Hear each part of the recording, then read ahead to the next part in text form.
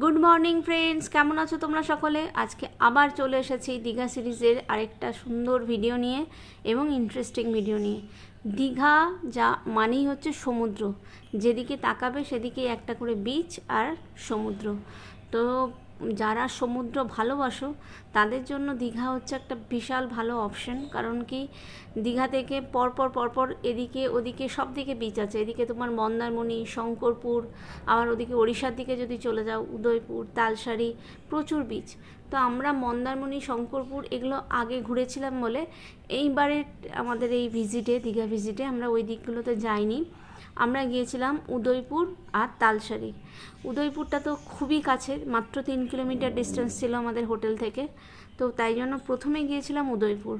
মানে দীঘা গিয়েছি আমরা স্যাটারডেতে, এটা সানডে সকালে আমরা বেরিয়েছি মোহনা থেকে ফিরে এসে উদয়পুরের উদ্দেশ্যে। তো উদয়পুর বিচটা বেশ মানে চেঞ্জ হয়ে গেছে। আমি এর আগে উদয়পুর বিচ গিয়েছি 1.5 বছর 2 বছর আগে।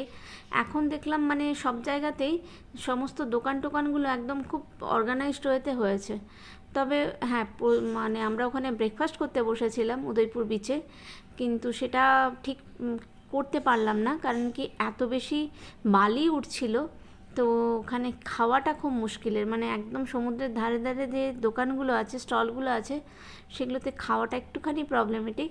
কিন্তু এত সুন্দর করে ঝড়ের মতো বাতাস দিচ্ছে আর এত ঢেউ আসছে, আর ওই সময় জোয়ার ছিল, তো বিচটা দেখতে ভীষণ ভালো লাগছিল।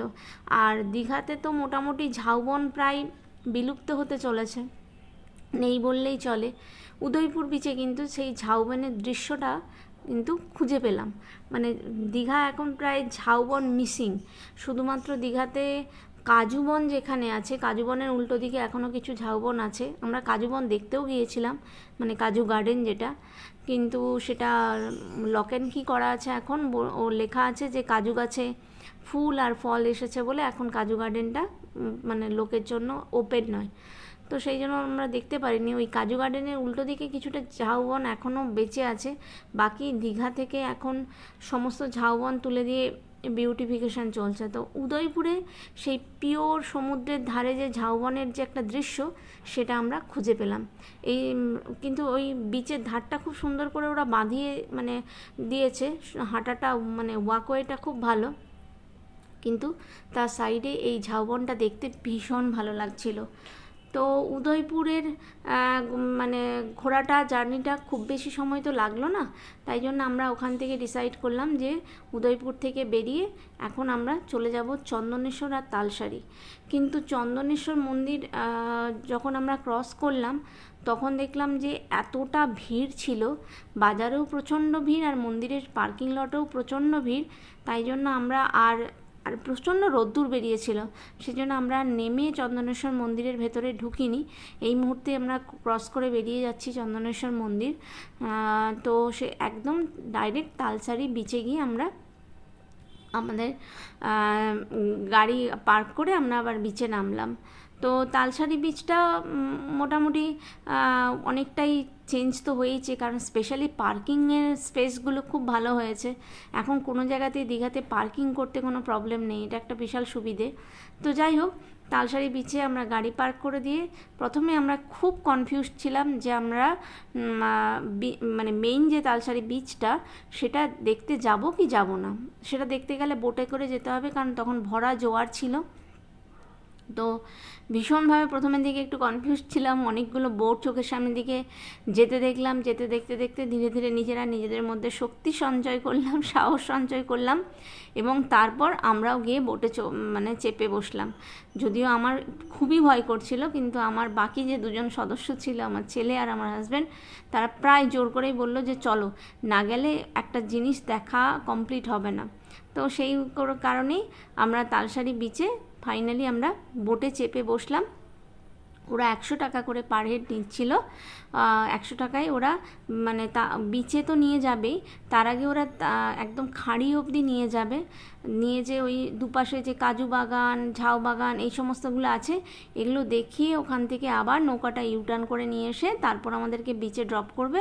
ওখানে তোমরা 15 মিনিটস টাইম স্পেন্ড করতে পারবে, তারপর আবার এসে নৌকায় উঠলে ওরা আবার এখানে এসে পৌঁছে দেবে। তো যেহেতু ভরা জোয়ার ছিল তাই জন্য নৌকো ছাড়া তো কোনো গতিও ছিল না, তাই শেষ অবধি অপশানটা নিয়েও নিলাম এবং আমরা বেরিয়েও পড়লাম নৌকো ধরে। এই যে এখন নৌকোতে উঠে গেছি, এই নৌকোতে চেপেই আমরা রওনা দিয়ে দিলাম বিচের উদ্দেশ্যে। তো এই যে এখন বিচটা ক্রস করে আমরা এগিয়ে যাচ্ছি খাঁড়ির দিকে। তো এই জায়গাটায় মানে এই যে বিচের মধ্যে লাল কাঁকড়া তো আছেই, অসম্ভব লাল কাঁকড়া আছে, আর একটা সাদা কাঁকড়াও আমরা দেখতে পেয়েছি এবং সেই ভিডিওটাও ওই মুহূর্তের মধ্যে আমরা তুলেও নিয়েছি। আমার হাজব্যান্ড হাতে ধরেছিল এবং সেটা আমি ভিডিও করে তুলেওছি এবং এখানে দিয়েওছি, তোমরা দেখতে পাবে। আর এই যে এখন দেখো আমরা একদম খাঁড়ির ভেতরের দিকে যাচ্ছি, ওই জন্য পুরো গাছগুলো একদম জলের তলায়। তো এখানে স্রোতও কিছু নেই সেই অর্থে এই জায়গাটায়, তো ভীষণ সুন্দর। আর এক সাইডে মানে কি বলবো, ওখানে যে মাটিগুলো, এদিকে তো গাছ দেখতে পাচ্ছ, এখন এই জায়গাটা তোমাদেরকে দেখাতে পারছি না, উল্টো সাইডটা যখন তোমরা দেখবে না তখন দেখবে যে বেশ মাটিগুলো মানে একটা অদ্ভুত শেপের, মানে শেপটা খুব সুন্দর। এই যে এবার তোমাদের কাছে সেই সিনারিটাই আসছে, এই যে এইটার কথা বলছিলাম, একটা দিকে এরকম দেখাচ্ছে পাড়টা আর একদিকে গাছ।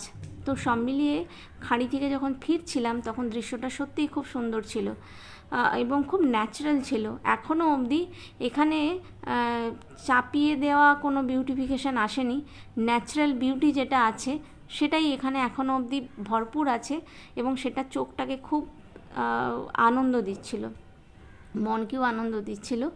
তো সব মিলিয়ে এখন আমরা ইউটার্ন নিয়ে আবার ফিরে যাচ্ছি বিচের দিকে। তারপর ওরা আমাদেরকে বিচে নামিয়ে দিয়ে বলেছিল যে কিছুক্ষণ টাইম স্পেন্ড করতে পারি, তো বিচে আমরা বেশ খানিকক্ষণ টাইম স্পেন্ড করলামও, কিন্তু প্রচণ্ড রোদ্দুর ছিল। তখন মনে হচ্ছিলো কত তাড়াতাড়ি গিয়ে আবার নৌকোতে উঠবো এবং আবার ব্যাক করে একদম মেন জায়গায় গিয়ে পৌঁছবো, কারণ অসম্ভব, মানে তাকাতেও যাচ্ছিলো না, এত বেশি রোদ্দুর ছিল। তো সব মিলিয়ে এই তালসারি আর উদয়পুরের ঘোরাটাও আমাদের বেশ জমজমাটি হয়েছিল, খুব মজা করেছিলাম, রোদ্দুর থাকলেও মজা করেছিলাম, কারণ কি প্রচণ্ড পরিমাণে হাওয়া ছিল। তো সব মিলিয়ে খুব এনজয় করেছি।